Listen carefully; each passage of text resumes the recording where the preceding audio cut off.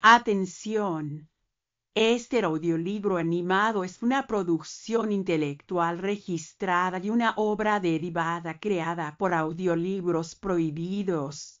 Da todos los derechos sobre la traducción, narración, caracterización de voz, sincronización labial, animación y composición audiovisual están reservados internacionalmente. Queda estrictamente prohibida cualquier forma de reproducción, distribución, modificación, edición, realización de copias o uso comercial. No se otorga ningún tipo de autorización o permiso para su uso fuera de esta plataforma. Las infracciones serán perseguidas legalmente hasta las últimas consecuencias. Disfrute de esta obra única. Cobijo por una noche. Robert Louis Stevenson. Eran los últimos días de noviembre del año 1456. Nevaba sobre París con rigurosa persistencia. A veces, el viento hacía que la nieve formara irregulares montones. Otra caía copo tras copo formando una inmensa sábana que cubría la capital. Las pobres gentes desconocedoras de los fenómenos de la naturaleza se preguntaban con asombro cuál sería el motivo de tal suceso. Maese Francis Billon propuso aquella noche la siguiente cuestión: ¿sería que Júpiter pelaba todos los granzos del Olimpo? Y los angelitos habrían sacudido todos los molinos del cielo. Él añadió que como no era más que un pobre maestro en artes y el asunto se relacionaba con la teología, no se atrevía a solucionarla.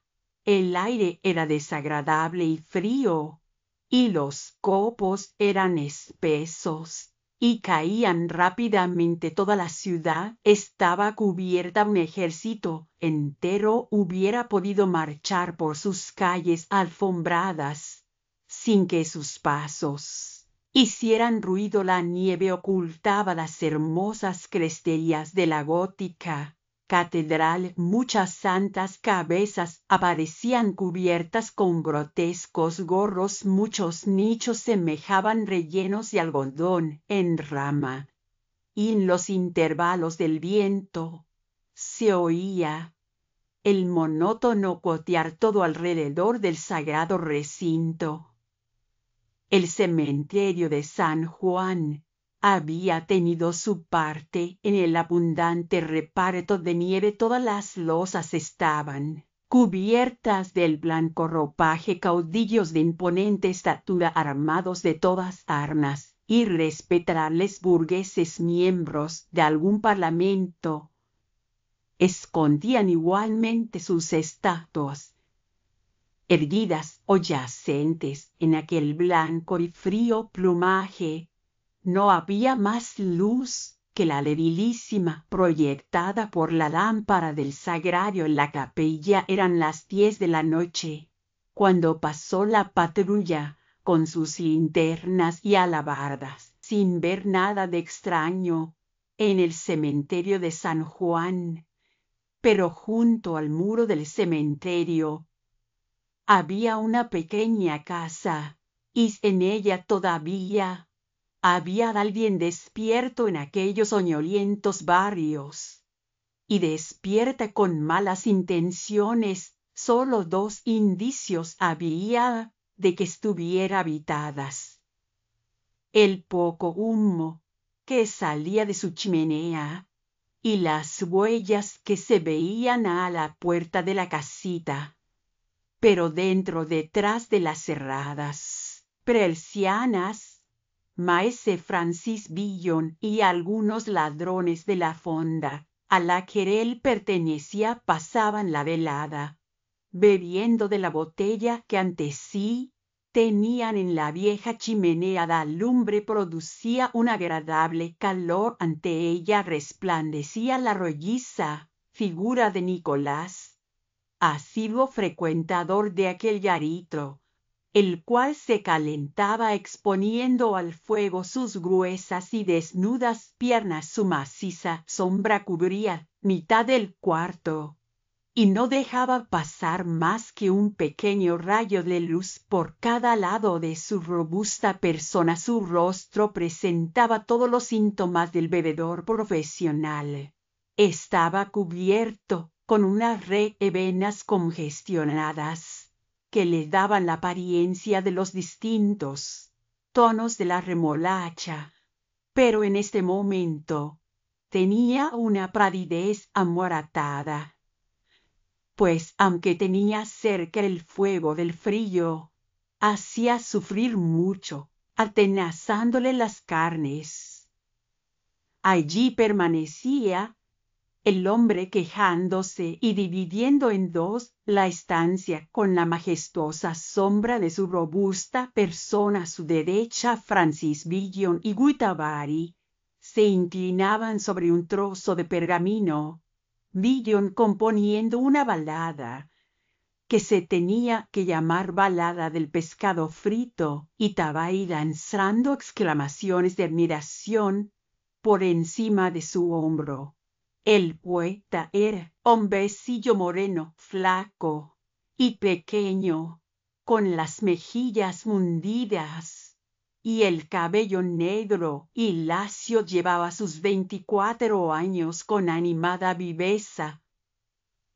Los vicios se habían marcado alrededor de los párpados la violácea sombra de unas ojeras, y su falsa y diabólica sonrisa le había causado 2 arrugas prematuras en las comisuras de la boca. En la expresión de su rostro parecía que luchaban un lobo y un cerdo.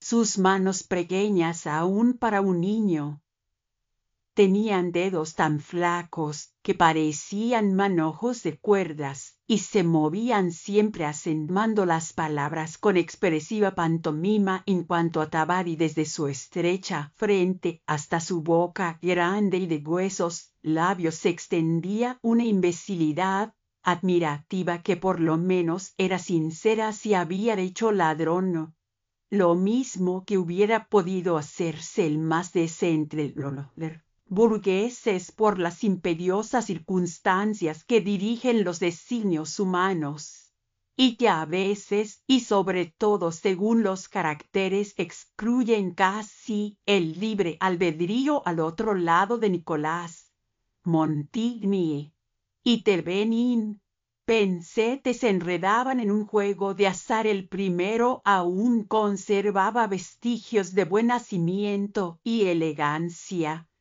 y era la figura de un ángel caído. Tenía alto y esbelto porte y facciones morenas, y aguileñas. Thevenin se encontraba en el mejor de los mundos. Había dado un buen golpe en el Faubourg Saint-Jacques, y toda la noche le estaba ganando a Montigny. Así que una inexpresiva sonrisa dilataba su pálido rostro. Su calva resplandecía en medio de una corona de escasos rizos rojos, y su pequeño, aunque protuberante abdomen, se agitaba con la satisfacción interior.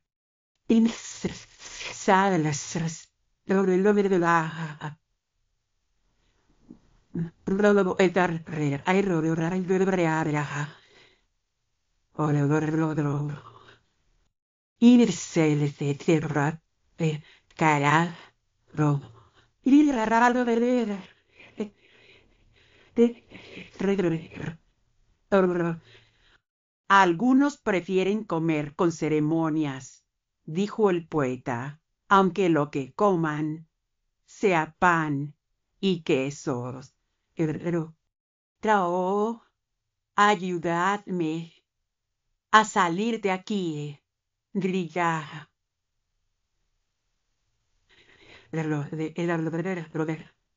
Tabari dejó escapar algunos sonidos sin sentido. Predejil en un plato de oro, prosiguió el poeta. El viento era cada vez más frío, hacía remolinos con la nieve y dejaba oír fúnebres lamentos en la chimenea. El frío se hacía más sensible a medida que la noche avanzaba. Villon, encogiendo los labios, imitaba el silbido del viento. Este era uno de los talentos del poeta, por cierto muy detestado por Nicolás. No lo oís. Duermo. Silba en la chimenea.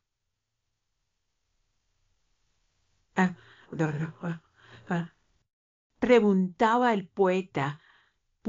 Parece que todos los diablos están esta noche bailando por el aire.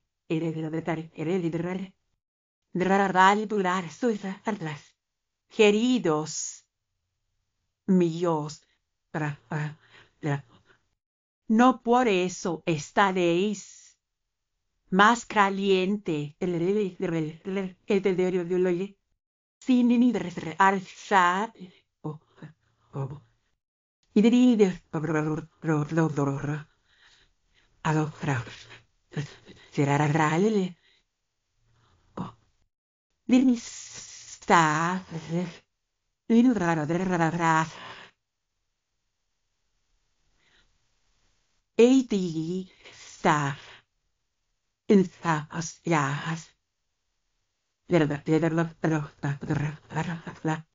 esa clase es rara.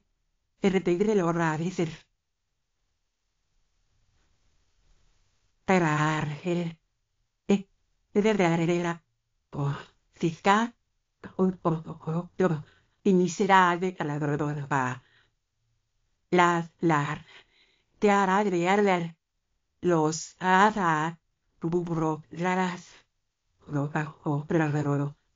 y el ja al ser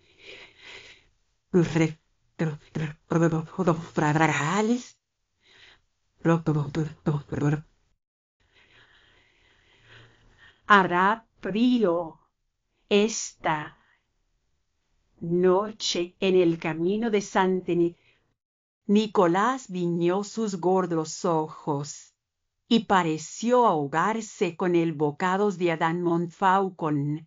El cadalso público de París estaba en el camino de Saint-Denis y la broma le había ido derecha al cuello. En cuanto a Tabari, a cada una de aquellas imitaciones al viento se reía inmoderadamente, añadiendo que nunca había oído imitación mejor hecha, y se agarraba la cintura con ambas manos. Y desealo el dará a él Bral todo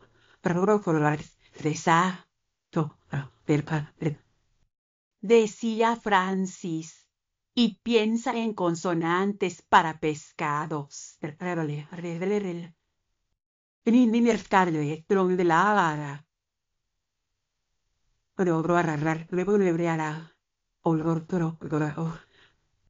Tendrá un to te nasmente montiserne de la verdura y ni verán todo la verdura ni logras fossere. Se apresuró a contestar. Te vení.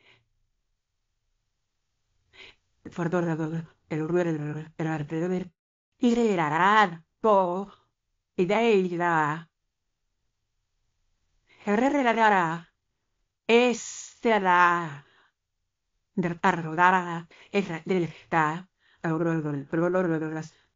Preguntó Nicolasa. Oda dijo Billón. ¿Cómo pensáis llenar esa enorme barriga con algo tan pequeña como y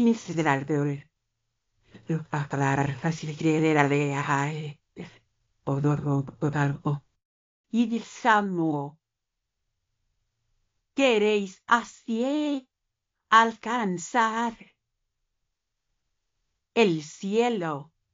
¿Cuántos ángeles creéis que serían necesarios para transportar un semejante mole?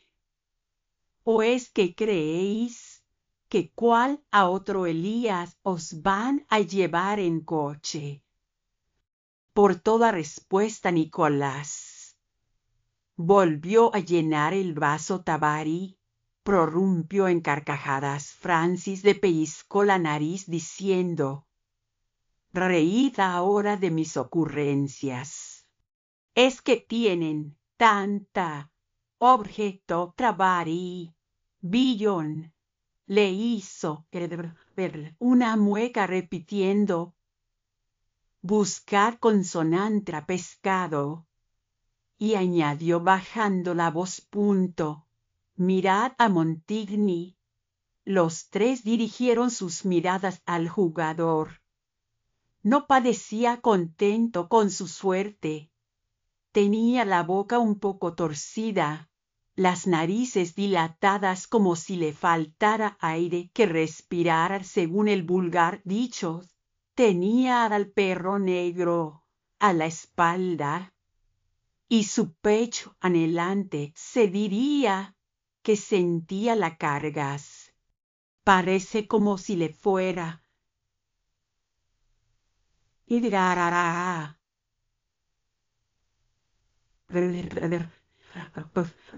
dar de cuchilladas, dijo Tabari.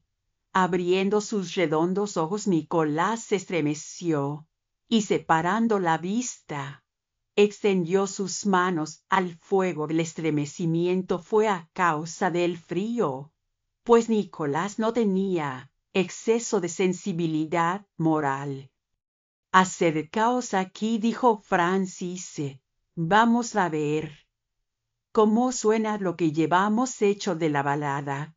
Y empezó a leerla en voz alta Tabari, cuando a los pocos versos fueron interrumpidos por un grito ahogado que partió del grupo de jugadores. El motivo fue que la partida había terminado, y en el momento en que Thevenin iba a proclamar su nueva victoria, saltó Montigny sobre él y le partió el corazón de una puñalada.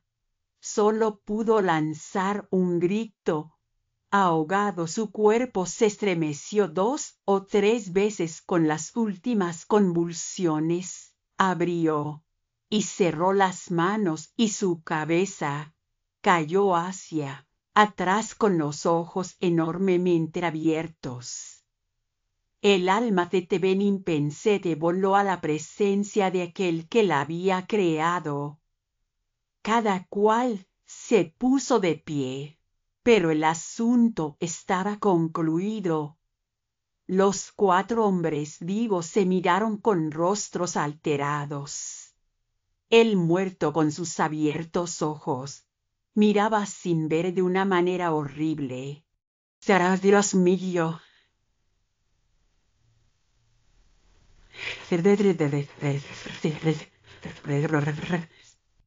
dijo Tabari, poniéndose a rezar. Dillon se rió de forma histérica. Y la adelantó e hizo un ridículo y profundo saludo a Thevenin. volvió a reír más fuerte, y por último tuvo que sentarse. Y continuó riendo como si todo su pequeño cuerpo fuera a romperse. Montigny fue el primero en calmarse. Veamos qué llevaba encima, dijo, y acercándose al muerto con una destreza que revelaba su profesión, le quitó la bolsa, colocó su contenido en 4 montones, y guardándose uno, dijo a los demás: eso para vosotros. Todos casaremos por ello, exclamó el poeta en las convulsiones de su siniestra alegría. Todos acabaremos como este que está delante, menos los que hizo una horrible mueca apretándose el cuello con una mano y sacando la lengua como una caricatura de un ahorcado. Después se metió en el bolsillo la cantidad que le correspondía y dio una patada en el suelo para restablecer la circulación.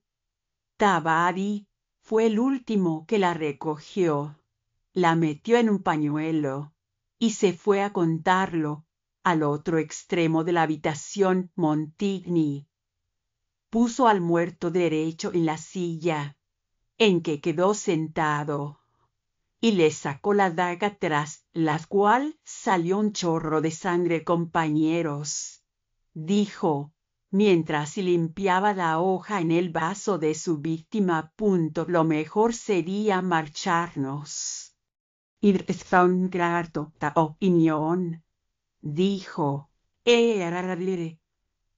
pro astra corner, pero haré, es rerogal toda pata. Dios maldiga esa cabezota. La siento adherida a mi garganta como una flema. ¿Qué derecho tiene un hombre a tener pelo rojo después de muertos?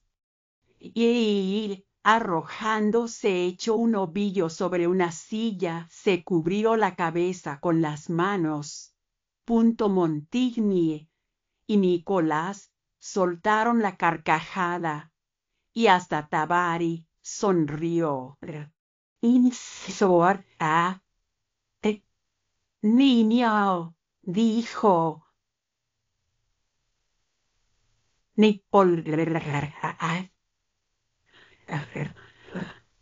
Siempre he dicho que es una mujer, observó Montigny.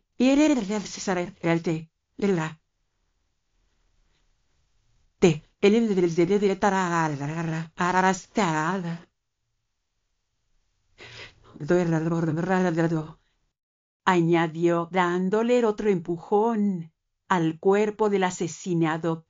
Avivar ese fuego, Nicolás. Pero éste estaba ocupado en un trabajo más productivo que aquel. Mientras el poeta se sentaba gimiendo y convulso, Nicolás le había aligerado del peso de la parte recibida. Los otros 2 ladrones con gestos pidieron su parte en el inesperado botín, y por serías también se lo prometió Nicolás, mientras escondía bajo su casaca la bolsa del sensible poeta. Tan cierto es que la sensibilidad algunas veces perjudica al hombre. Apenas se habían borrado las huellas del robo, Francis saltó de la silla y, cogiendo una badi, la empezó a apagar el fuego. Montigny abrió la puerta con cuidado y salió a la calle. No había moros en las costas, es decir, no había patrulla a la vista. Sin embargo, juzgaron más prudente salir separados. Y como el poeta tenía mucha prisa por perder de vista al muerto, y los demás deseaban que se fuera antes de que se diera cuenta de la expoliación, resolvieron de común acuerdo que este fuera el primero en marchar el viento. Había ganado logrando despejar el cielo de nubes. Solo algunos ligeros vapores transparentes como gasas flotaban entre las estrellas. La temperatura era crudísima por un efecto de óptica causado por el frío. Los objetos a alguna distancia parecían muy distintos, que a la luz del día reinaba un silencio profundo en la ciudad durmiente. Francis maldijo sus suertes. ¿Por qué no seguiría nevando?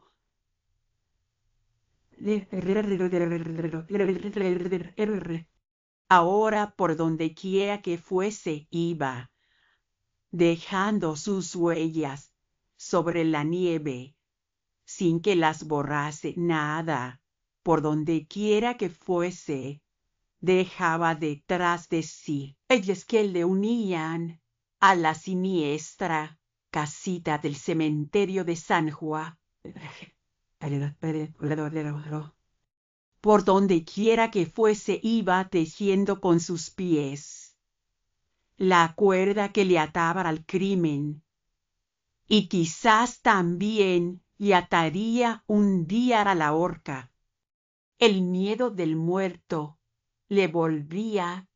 En otra forma sacudió los dedos como para darse valor con aquel ademán, y escogiendo una calle al azar, se metió atrevidamente por en medio de la nieve. A medida que caminaba, dos imágenes le aterraban: la de la terrible horca de Montfaucon y la del muerto, con su calva reluciente rodeada de pequeños hueles rojos. Ambos recuerdos le sobrecogían el corazón, y maquinalmente apretó el paso, como si la acción de andar más deprisa tuviese a distancia los pensamientos. En ocasiones se giraba aterrado, creyendo que alguien le seguía, pero él era lo único que se movía. La calle fuera de la nieve, que el viento arrastraba y que empezaba a congelarse formando una superficie dura y brillante. De repente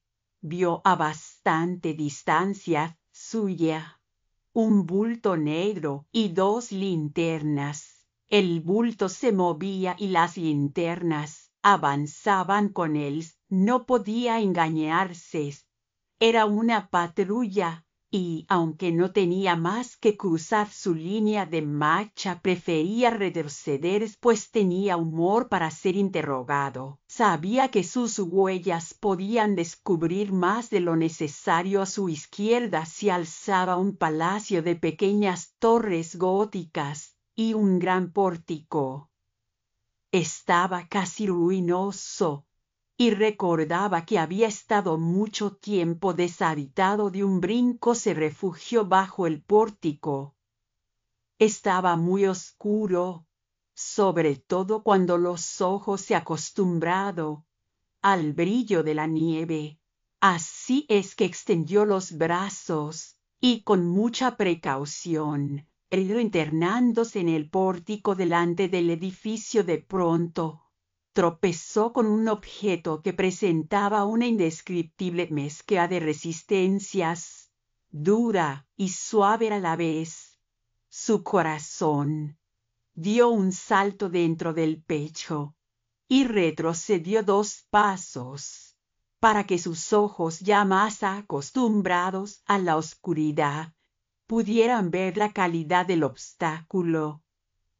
Entonces suspiró aliviado, y sonriendo se convenció de que no era más que una mujer y de que estaba muerta.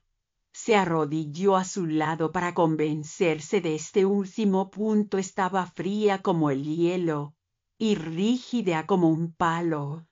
El viento hacía flotar unos lazos que llevaba en la cabeza, y sus mejillas debían haber sido vivamente coloreadas con afeites. Aquella misma noche Sus bolsillos estaban completamente limpios. Pero Francis todavía encontró 2 monedas de escaso valor de Uruguay, las llamadas blancas. Poco era, pero era algo, y el poeta sentía una enorme compasión hacia aquella infeliz que había muerto de frío, sin haber tenido tiempo de gastar sus monedas. Esto le parecía a él un sarcasmo de la suerte, y dirigía su mirada de las monedas a la muerta y de esta otra vez a las monedas, moviendo su cabeza reprobando las injusticias de este mundo. Enrique, usted de Inglaterra muriendo en Vimenes después de haber conquistado Francia, y esta pobre ramera muriendo de frío en el pórtico de un palacio, sin haber podido gastar sus monedas, le parecieron 2 crueles ejemplos de fatalidad. 2 blancas se gastan rápidos, pero hubieran sido un bocado de algo agradable o un sorbo de algo caliente. Antes de entregar el alma al diablo y del cuerpo a los cuervos y a los gusanos, él, por ejemplo, sentía mucho no poder disfrutar cuanto llevaba encima. Antes de que la luz se apagara y la linterna se rompiera, estas ideas que pasaban por su mente le llevaron maquinalmente a buscar su bolsa. De pronto su corazón se paró, sintió escalofríos a lo largo de la columna vertebral, y le pareció que en la nuca recibía un golpe de masa. Por un momento permaneció inmóvil. Luego volvió a buscar con movimientos febriles, hasta que se convenció de la pérdida, y entonces sintió su cuerpo cubierto de sudor. Para los viciosos, el dinero es la llave de sus placeres. Estos no tienen más límite que el que les presenta el primero. Para esta gente, perder dinero es privarse de lo que para ellos constituye el único interés de la vida. Un vicioso con algún dinero es más feliz que un emperador de Roma. Mientras le dure. Para esta clase de hombres, perder dinero es privarse de sus placeres, es decir, es perderlo todo, es pasar del cielo al infierno, es pasar del todo a la nada en un instante. Y si para obtenerlo ha expuesto su pellejo, y si quizás mañana mismo puede ser ahorcado por esa misma bolsa, tan difícilmente obtenida y tan estúpidamente perdida. Villon se maldijo a sí mismo. Él, a todo el fraude existentes, arrojó las 2 blancas en medio de la nieve, rugió de rabia y pateó con furia sin estremecerse al sentir que pisaba aquel pobre cadáver. Después empezó a desandar rápidamente su camino, con intención de volver a la casucha del cementerio.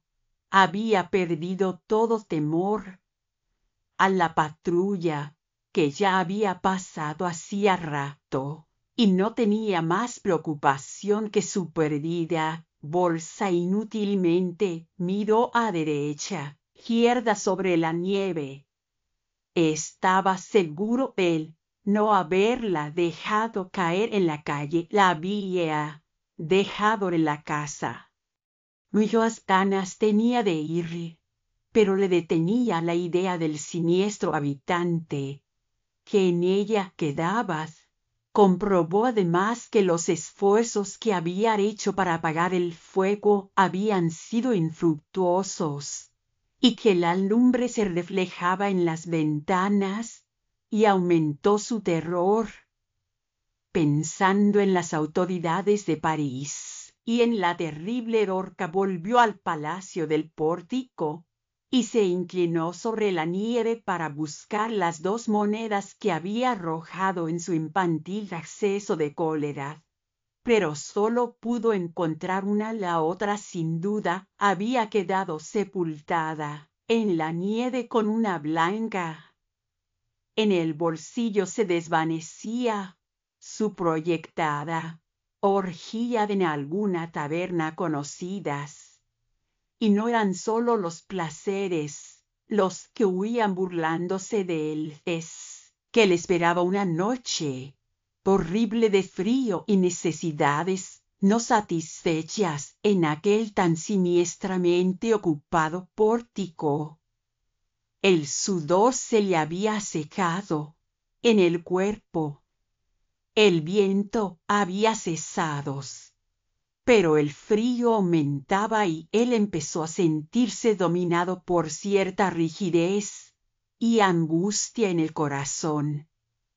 ¿Qué es lo que podría hacer? Aunque ya era muy tarde e improbable.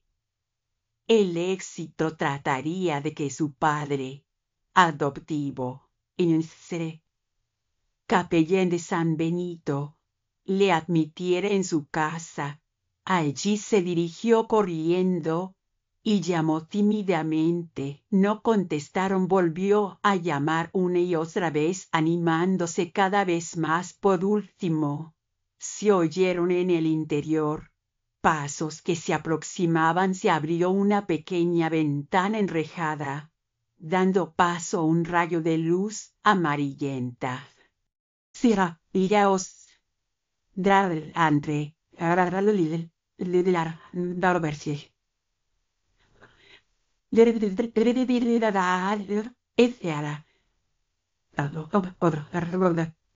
dijo desde dentro la voz del capellán.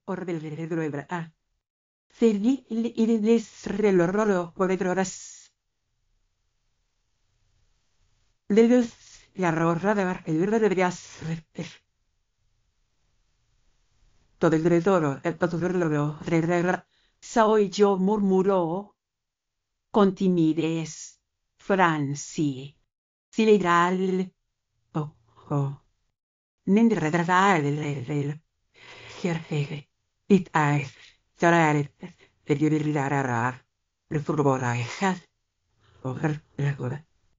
Gritó el capellán, indignado para habérsele molestado a aquella hora, y le despidió con mal humor. Tengo las manos lilas de frío, suplicaba. Billón, mis pies están yertos, me duelen las narices cortadas por el aire, y tengo frío hasta el corazón.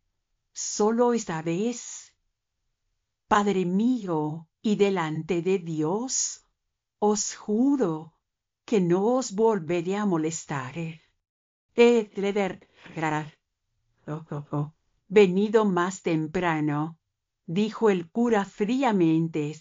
Los jóvenes necesitan una lección de vez en cuando. Cerró la ventanilla y se retiró resueltamente al interior de la casa. Billón estaba fuera de sí.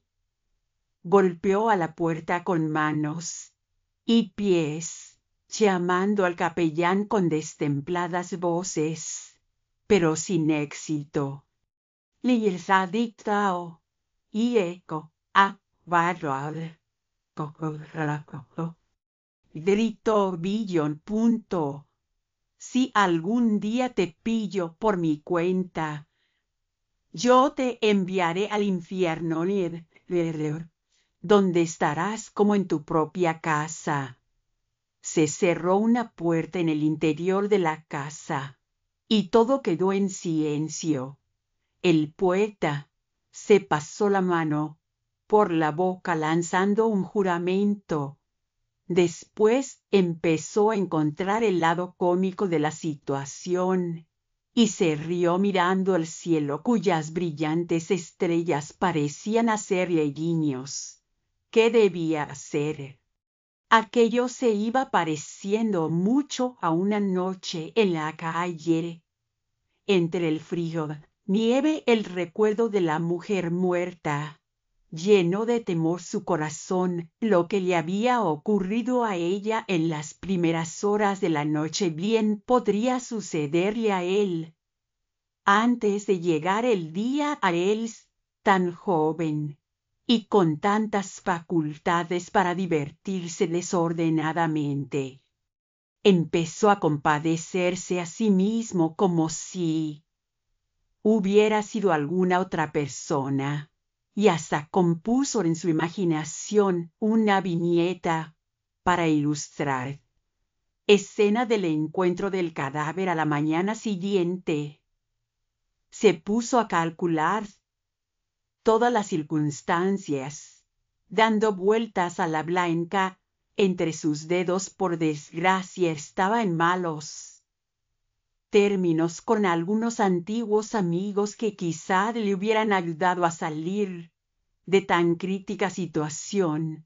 Los había ridiculizado en sus versos, les había pegado y engañado, y a pesar de todo esto, pensó que quizás entre ellos uno al menos se dejaría ablandar. Era una probabilidad. Por lo menos valía la pena probar, y allí se dirigió de inmediato. Dos incidentes que le sucedieron en el camino torcieron el giro de sus reflexiones. Tropezó con una patrulla y logró darle esquinazo.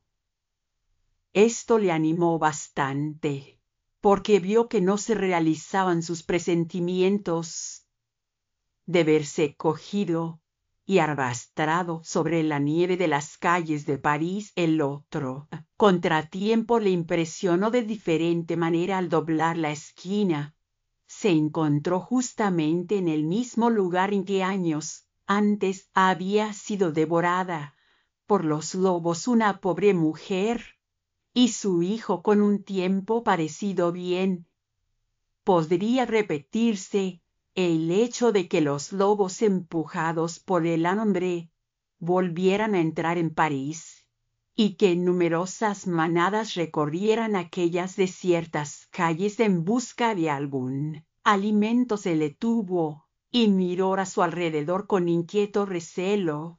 Era un sitio en el que se cruzaban varias calles, y las inspeccionó una después de otra, temiendo ver a cada momento algunos bultos negros galopando sobre la nieve u oír aullidos entre él y el río. Recordaba que su madre le había explicado esa anécdota retratándole el sitio siempre que pasaban por allí, siendo el niño. Y cesaron lograr era y la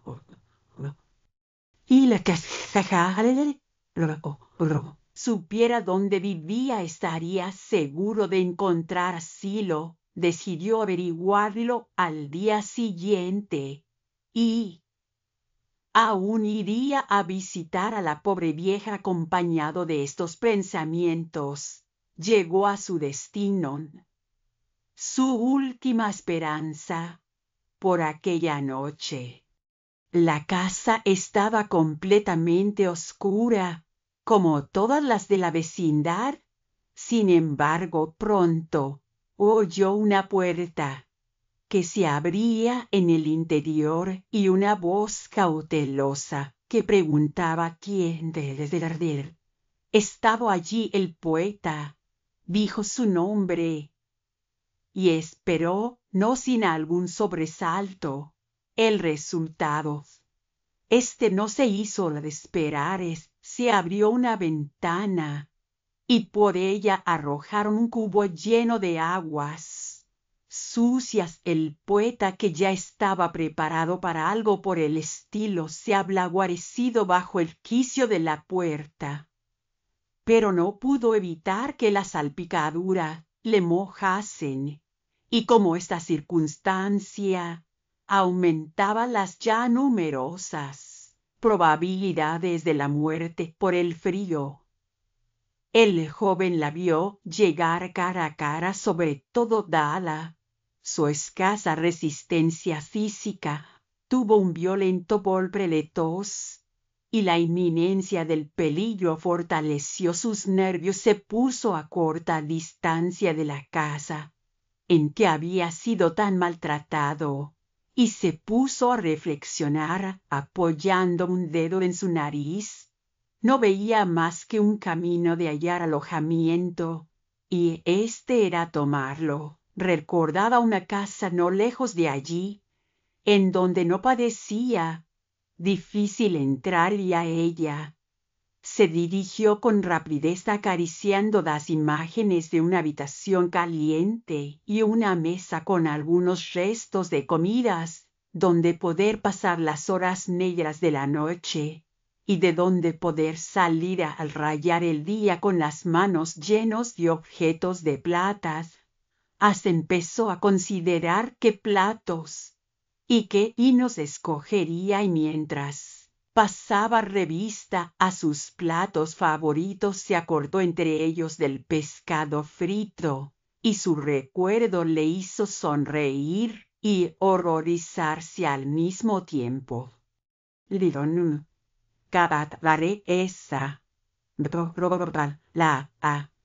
Pensó, y después, con un estremecimiento, añadió: maldita sea aquella cabeza gorda. Y escupió en la nieve.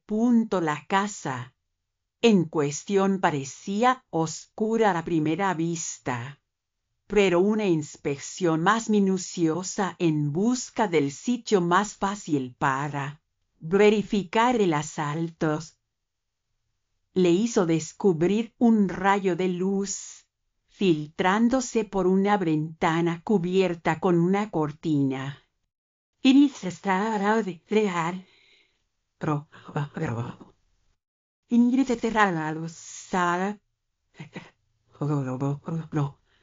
y dice eso y liada. Traeré si agastre. Da. Pero algún estudiante o algún santo, el diablo cargue con ambos. No podrían haberse emborrachado y estar ahora roncando en la cama como sus vecinos. ¿Para qué sirve, pues, el día si a la gente le da por estar despierta toda la noche?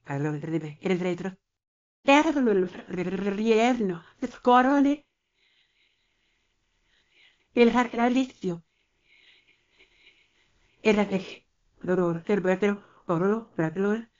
rechinó los dientes y después murmuró resueltamente: cada cual a su negocio, ya que están despiertos. A ver si por esta vez puedo honradamente lograr una cena y un refugio. Y engañar al diablo, se aproximó a la puerta con valentía y llamó con mano segura. En las otras dos ocasiones había llamado con timidez y cierto temor de ser oídos, pero ahora que acababa de desechar la idea de entrar con fractura, el llamar a una puerta le parecía la cosa más sencilla. El ruido de sus golpes resonó en toda la casa con fantásticas vibraciones, como si estuviera completamente vacía. Pero este apenas se había extinguido cuando se oyeron unos pasos mesurados, el descorrer de dos cerrojos, y una de las hojas de la puerta se abrió francamente, como si el miedo y aun la prudencia fueran desconocidos para los moradores de aquella casa. Un hombre alto, esbelto y musculoso, aunque un tanto encorvado, se presentó ante Villon. La cabeza era de líneas vigorosas, pero finamente trazadas. Su nariz corta se unía a un par de pobladas cejas. Los ojos y la boca estaban rodeados de finas arrugas y toda la faz tenía por base una espesa y limpia barba blanca visto. Este conjunto a la cambiante luz de una lámpara de mano, quizás pareciera más hermoso de lo que era en realidad. Pero de todos modos era un noble viejo más honrado que inteligente, fuerte y sencillo y justo. «Te llamáis Hidalgo», dijo en tono resonante. Pero educado Billo murmuró.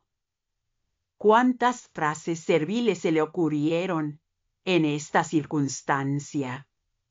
El mendigo se sobrepuso y el hombre de genio ocultó la cabeza, lleno de vergüenzas.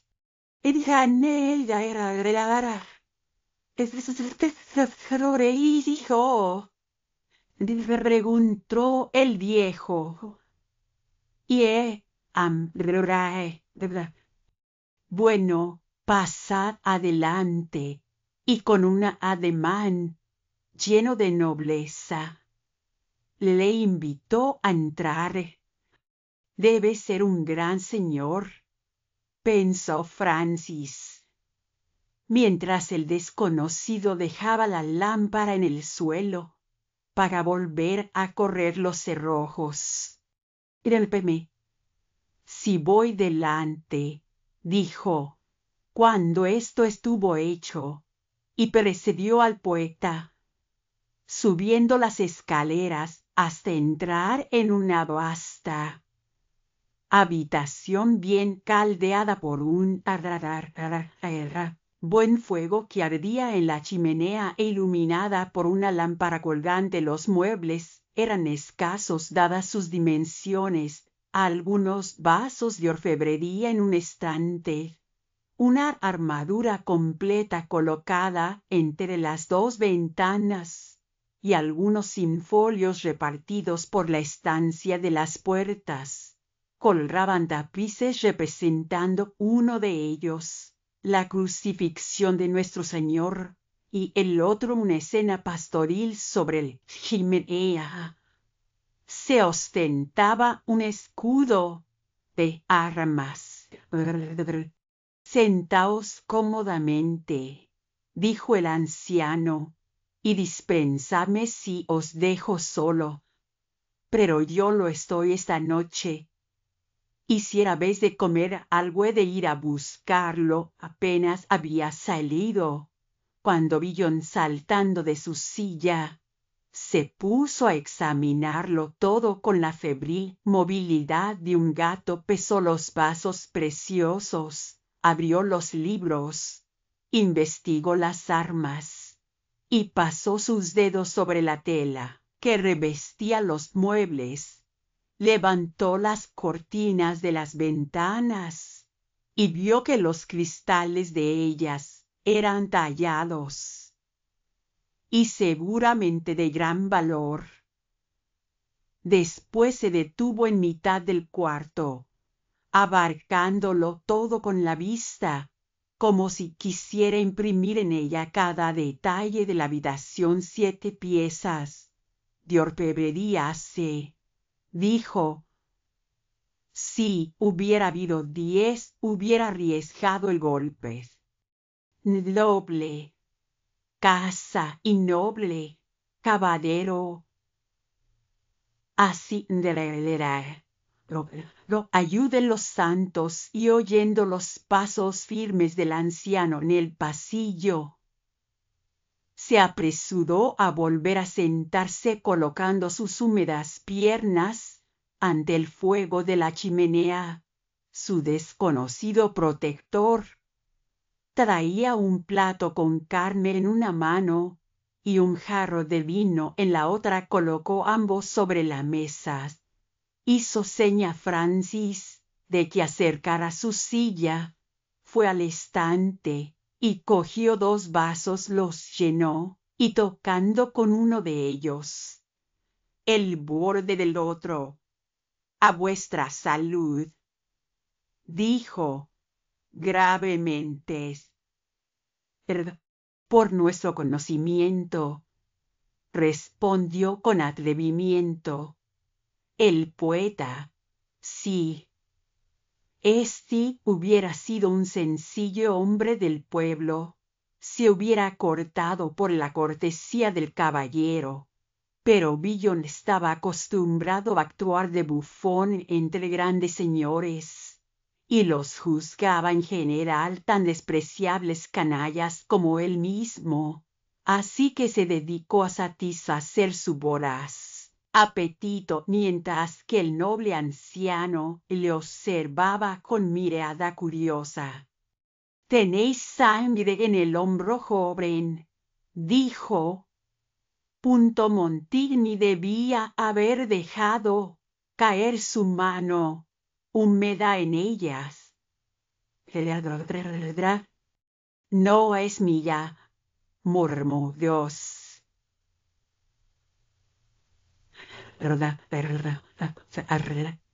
«No lo he imaginado», dijo cortésmente el desconocido.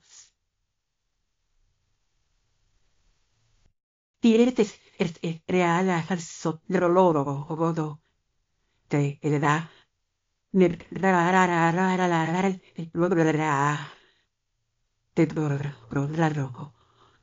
y ni les do drereso darme tía Francia y regando un compañero asesinados.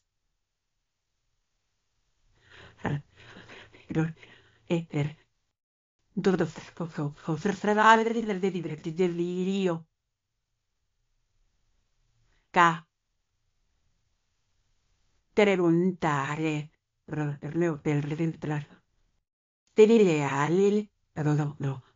Asesinado. No lo dijo del poeta. Cada vez más. Compuso punto ha sido por casualidad, y yo no he tenido parte de ello. Así me mate Dios si miento, añadió fogosamente. Un pillo menos, me atrevo a decir, observó el dueño de la casa. Bien lo podéis decir, convino Francis, aumentando su confianza. El pillo más grande que pueda encontrarse entre París y Jerusalén cayó como un cordero. Pero fue cosa terrible de ver, supongo, caballero, que también habéis visto muertos en vuestros tiempos, añadió mirando a la armadura. Muchos, contestó. Como podéis figuramos, he sido soldado. Villon dejó por un momento el cubierto y mirando al anciano, preguntó: ¿habéis visto alguno calvos? Y le dará la idea y con cabellos tan blancos como los míos. Creo que eso no me hubiera impresionado tanto. Este era rojo, y volvió a sentir el mismo estremecimiento y las ganas. El reír que ahogó con un largo trago de vino. No puedo menos de sentir un escalofrío cuando me acuerdo de él. Malditos la. Además, el frío le hace a uno ver visiones, o las visiones le dan frío. No lo sé bien.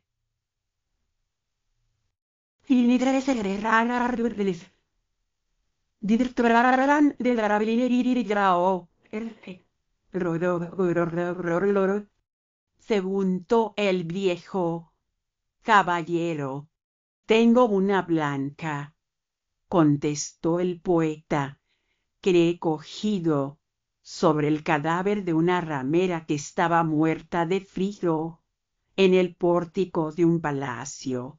Estaba muerta como César la pobrecilla, más fría que una iglesia, y aún flotaban en sus cabellos los lazos con que se había adornados. Yo, dijo el noble anciano, soy Renquerrando de la Fille, señor de Brisetux, bailio de Patatrac. ¿Y qué podéis ser? Vos.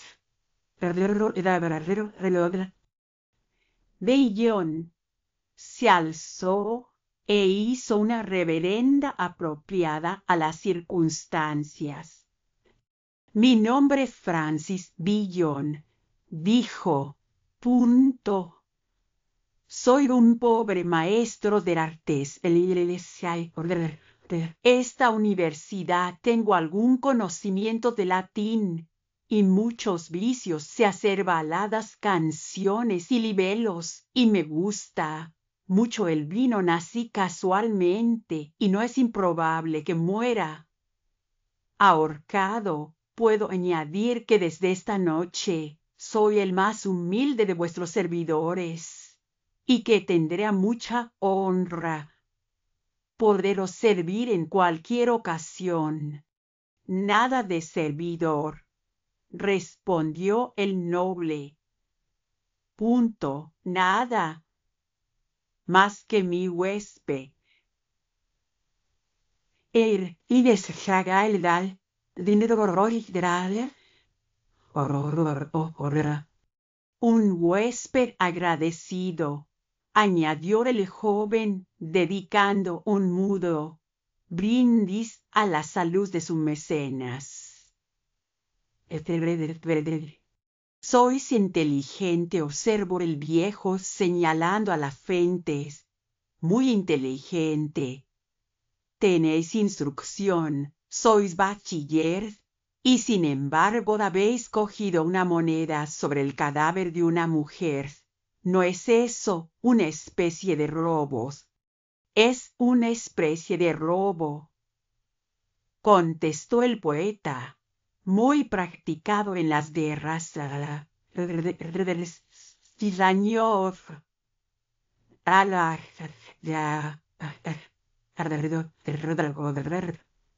Las guerras son los campos del honor, replicó altivamente el viejo soldado. Allí un hombre juega su vida por su causa y lucha en nombre de Dios, de su rey y de su dama. Pues digamos que he sido ladrón, admitió el poeta, pero también he arriesgado la vida contra enemigos poderosos. La ganancia. Traereo. Loro. Por ser il se sa la propiedad. Y desde yo, Billon con sarcástica amargura. De nuestro hogar.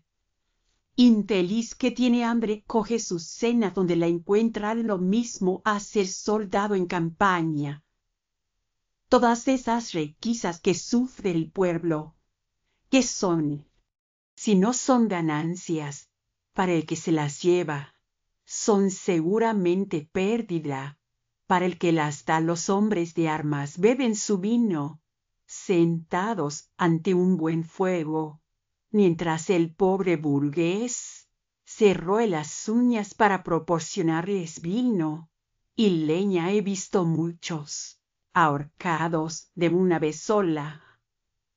Vitpeintas. ¡Qué facha tan horrible hacían colgados de los árboles!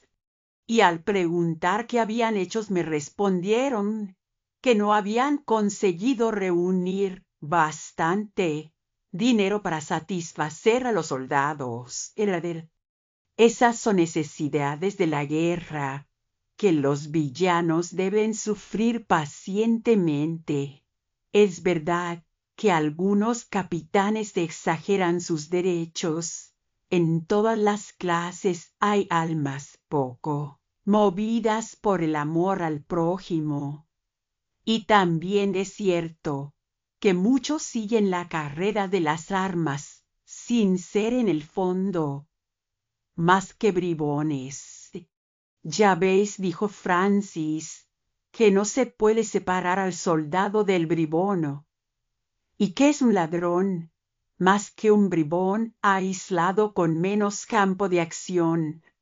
Si yo robo un cordero, sin siquiera molestar el sueño de sus dueños, que al notarlo gruñen un poco, pero no dejan de comer igual, por ellos no causo gran perjuicio. Pero llegáis vos precedido del glorioso batir de los tambores y sonar de los clarines. Os lleváis todo el rebaño y le dais una paliza mayúscula al aldeano. Yo no tengo trompetas ni tambores, soy Juan o Pedro, un miserable, un perro que aún la ahorcar es demasiado para mí. Pero pregunta al aldeano, ¿a cuál aborrece más y a quién maldice durante sus noches sin sueños? Pues mirándonos a los dos, dijo el anciano levantándose en toda su imponente estatura. Yo soy anciano, pero robusto y honrado. Si mañana tuviera yo que abandonar mi casa, cientos de personas se enorgullecerían de acogerme en la suya. Muchas son las familias de aldeanos que, si yo manifestara deseos de estar solos, saldrían a la calle con sus hijos por complacerme. Y a vos os encuentro vagando, Helen, una noche como esta, sin casa ni hogar, obligado a recoger miserables monedas sobre los cadáveres que halláis al paso.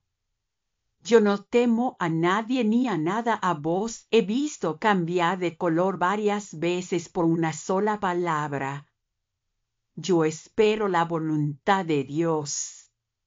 Tranquilamente en mi propia casa, y si el rey se sirve, volverme a llamar.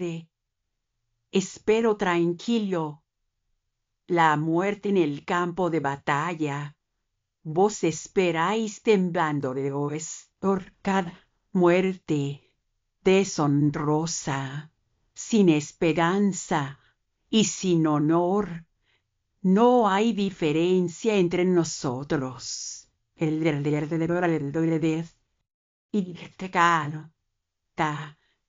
¿Cómo te torcerá esta luz a la luna? Asintió Villon. Pero, ¿y si yo hubiera nacido el señor de Brisetout, y vos el pobre estudiante Francis? ¿No sería la diferencia la misma? ¿No habría estado yo entonces calentándome las rodillas en este hermoso fuego, y vos robando las monedas sobre los cadáveres y tiritando tras el perdido en medio de la nieve? Entonces no habría yo sido el soldado y vos el ladrón en el finigeral dal la ausgeral irisai to el viejo llorone ladrogal. Si comprendieras vuestras palabras, os arrepentiríais de ellas, y vuestra señoría me hubiese hecho el honor de seguir mi argumento, dijo Francis, restregándose las manos con gesto de admirable cinismo. Os hago demasiado honor en tolerar vuestra presencia, dijo con severidad el caballero, y aprendré a controlar vuestras palabras. Cuando habléis con hombres viejos y honrados, o encontraréis alguno vive Dios, que os responda como merecéis. Y empezó a medir la estancia con sus pasos, tratando de dominar su enojo. Y antipatía, Villon subrepticiamente, se volvió a llenar el vaso, y estirando las piernas adoptó una postura más cómoda en la silla. Ahora hallaba repleto y caliente, y habiendo podido apreciar el carácter de su huésped, le interesaba por lo mismo que era tan diferente del suyo. La noche, después de todo, se había pasado bastante bien, y tenía el presentimiento que saldría sin dificultad a la mañana siguiente. «Decidme una cosa», preguntó el viejo, deteniendo su paso. «¿Verdaderamente sois un ladrón? Me acojo a los sagrados derechos la libertad o de hospitalidad», contestó Francis. «Sí, señor caballero, lo soy. Y ni sal el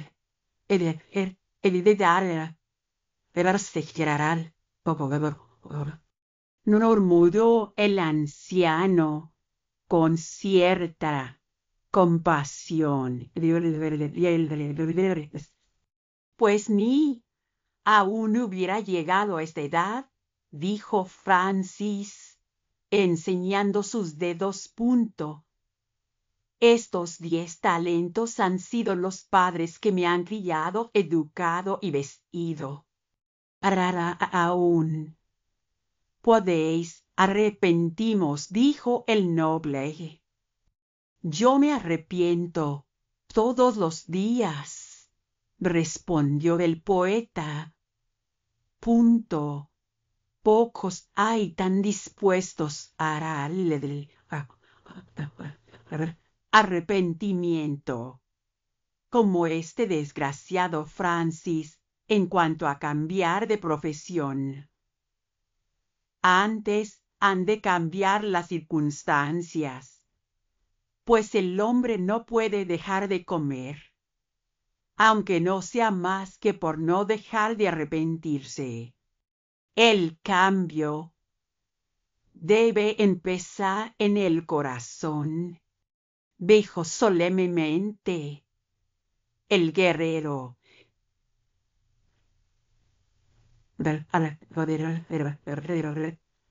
«Pero mi querido caballero, ¿creéis que yo robo por gusto?»,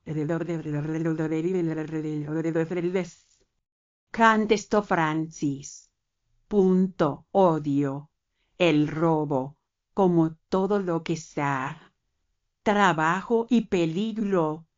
Me castañetean los dientes solo con pensar en la horca, pero tengo que comer, tengo que beber y he de tener algunos placeres. ¡Qué diablos! El hombre es un animal sociable. Hacedme mayordomo del rey, o abad de Saint-Denis, o baile de Patatrac, y ya veréis cómo cambio enseguida. Pero mientras sea el pobre estudiante Francis, por fuerza he de seguir lo mismo.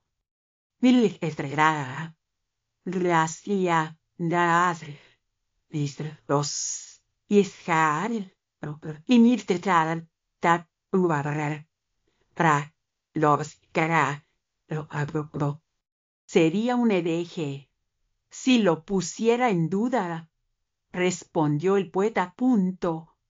«Ella os ha hecho baile de Patatrac y señor de Brisetout, y a mí no me ha dado más que un poco de ingenio bajo mi sombrero y estas 10 herramientas en las manos. Puedo permitirme otro traguito. Muchas gracias. tenéis unas excelentes viñas. El señor de Brisetout había reanudado su paseo con las manos a la espalda. Quizás atormentaba su vieja cabeza, poco hecha a la meditación con aquel paralelo entre soldados y ladrones. Quizás Francis le había interesado, despertando en él una especie de involuntaria simpatía. Puede que se encontrara fatigado por un trabajo mental al que no estaba acostumbrados, pero ello es que hubiese querido encontrar argumentos con que hacer cambiar de vida a aquel joven, y le repugnaba la idea.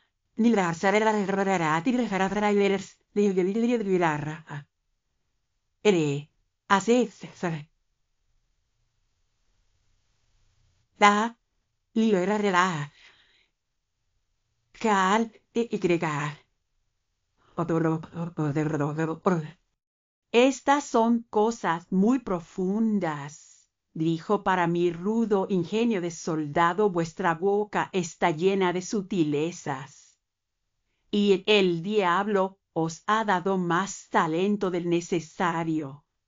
Pero el diablo es muy poca cosa ante la verdad de Dios. Y basta una palabra de verdadero honor para desbaratar todas sus sutilezas.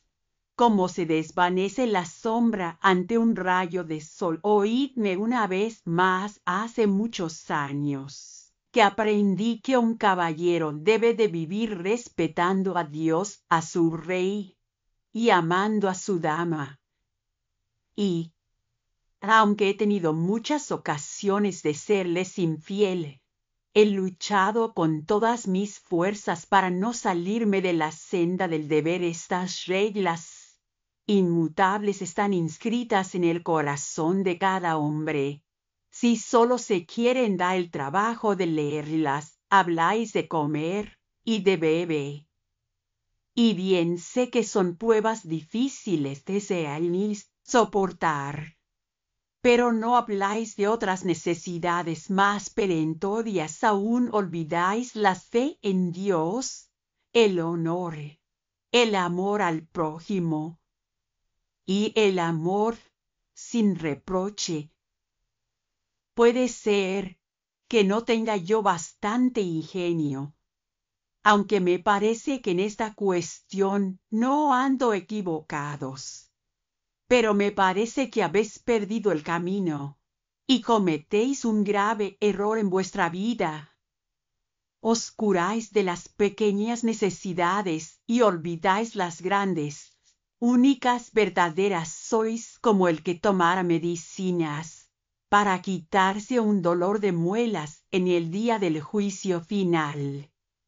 Porque estas cosas sagradas, como son la fe, el honor y el amor, no sólo son más nobles que el vil alimento, sino que son necesarias, y que su falta nos debe hacer sufrir mucho más. Os hablo del modo que creo me comprenderéis mejor. Mientras os cuidáis de llenar vuestro vientre, desatendéis otros apetitos de vuestro corazón, cuya falta amarga todos los placeres de vuestra vida y os hace perpetuamente desgraciado.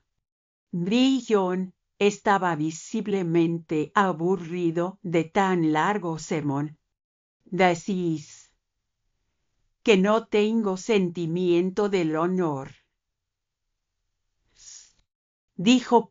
Soy bastante pobre, gracias a Dios, y es muy duro ver a otros con guantes forrados cuando uno se sopla los dedos de frío. Un vientre vacío es una cosa muy desagradable. Quizás si lo hubierais tenido tantas veces como yo, cambiaríais de opinión. Y si soy un ladrón, no soy un diablo del infierno. Así Dios me ayude, os hago saber que yo también tengo una especie de honor. Para mí vale tanto como el vuestro, y no me envanezco de ello día y noche, como si fuera un milagro de Dios. El tenerlo a mí me parece muy natural, y le tengo en el arca hasta que hace. Estoy de alta sacarle, y si no, os voy a convencer a... ¿Cuánto rato hace que estoy en este recinto? ¿No me habéis dicho que estáis solo en la casa? Pues mirad esos objetos de oro y plata, vos podéis ser fuerte aún, pero sois viejo y estáis sin armas, mientras que yo tengo mi cuchillo. No necesitaba yo hacer más que un movimiento rápido, y ahí quedaríais vos con el acero clavado entre las costillas, y ahí marcharía yo con una carga de metales preciosos con que vivir bien durante un año. ¿Qué es que no se me ha ocurrido? Pues sin embargo rechazo la idea con desprecio, y ahí quedan vuestros malditos cubiletes tan seguros como en una iglesia. Aquí quedáis vos con vuestro corazón, latiendo como siempre, y aquí estoy yo dispuesto a marcharme tan pobre como vine y sin más capital que esa blanca que tanto me habéis refregado por las narices, y ahora diréis Dios me asista. No tengo sentimiento del honor. El viejo alargó el brazo. Voy a deciros lo que sois, dijo. Punto. Sois un bribón, un cínico y desalmado bribón, bribón y vagabundo. Me siento deshonrado al pensar que he pasado una hora en vuestra compañía, y que habéis comido y bebido a mi mesa. Vuestra presencia me repugna. La noche ha pasado, las luces de la mañana alejan las sombras. ¿Queréis hacerme el favor de marchamos?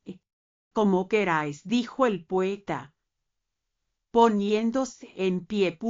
Sois un digno caballero, añadió vaciando el vaso. Muy honrado. Quisiera poder añadir, y de mucho talento. Y pegándose con los nudillos en la cabeza, añadió: y ni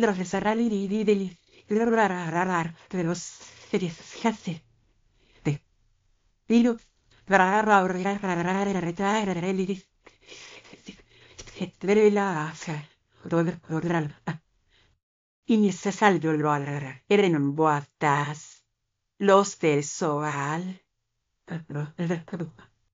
El viejo caballero, por cortesía hacia su huésped de una noche, hizoles acompañó hasta la puerta. Villon le siguió silbando, y con los pulgares metidos en su cinturón.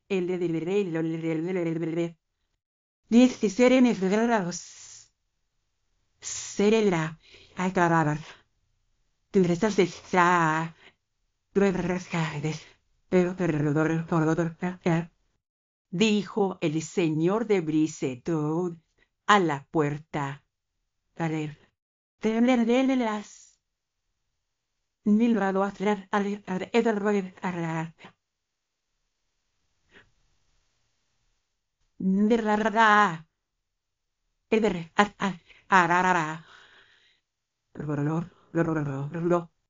Dijo Franz bostezando. Y muchas gracias por la cena. La puerta volvió a cerrarse detrás de él. De las luces de la aurora empezaban a reflejarse sobre los blancos techos. El día empezaba por una mañana fría, desapacible. Billon se estiró en medio de la calle, pensando qué idiota era ese anciano. Podía valer aquellos vasos. Atención. Este audiolibro animado es una producción intelectual registrada y una obra derivada creada por Audiolibros Prohibidos, y a todos los derechos sobre la traducción, narración, caracterización de voz, sincronización, labia, animación y composición audiovisual están reservados internacionalmente. Queda estrictamente prohibida cualquier forma de reproducción, distribución, modificación, extracción, realización de copias o uso comercial. No se otorga ningún tipo de autorización o permiso para su uso fuera de esta plataforma. Las infracciones serán perseguidas legalmente hasta las últimas consecuencias. Disfrute de esta obra única.